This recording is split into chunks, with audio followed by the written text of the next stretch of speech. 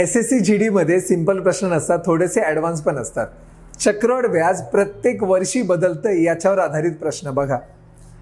जर चक्रवाढ व्याजामध्ये व्याजाचा दर 3 वर्षांसाठी कसा दिलेला आहे, X% Y% आणि Z% असा दिलाय, तर लक्षात ठेवा चक्रवाढ व्याजाचा प्रभावी दर किती असतो, त्या तिघांची बेरीज, नंतर दोघांचं कॉम्बिनेशन घेऊन बेरीज करायची भागिले 100 आणि तिघांचा गुणाकार करून भागिले 10,000% हे लक्षात ठेवा.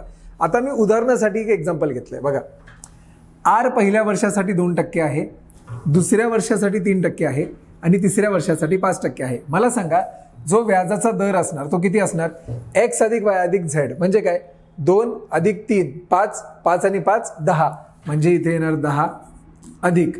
आता बघा XY म्हणजे काय, 2 × 3 2 × 3 किती 6 अधिक YZ म्हणजे 3 × 5 ते येतं 15 आणि अधिक ZX म्हणजे 5 × 2 ते येतं 10.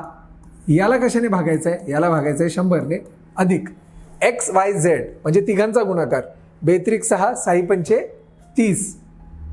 30 दिलेला आहे आणि ते भागिले 10,000 केलेलं आहे.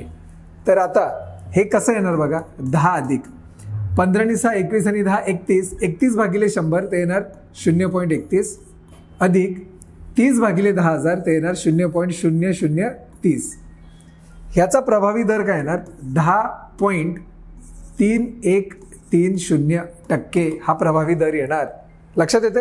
आता या दराने जर मी तुम्हाला प्रश्न विचारला, जर मुद्दल दिली असेल 10,000 रुपये परीक्षेमध्ये, ही मुद्दल दिलेली आहे 10,000, तर कंपाऊंड इंटरेस्ट किती होईल, तर काय करायचं, 10,000 रुपये गुणिले हे किती टक्के आहेत, 10.3130 भागिले 100. बघा ना 0 कॅन्सल होईल, 100ने जर मी ह्याला गुणलं तर उत्तर किती येणार, 1031.3 रुपये.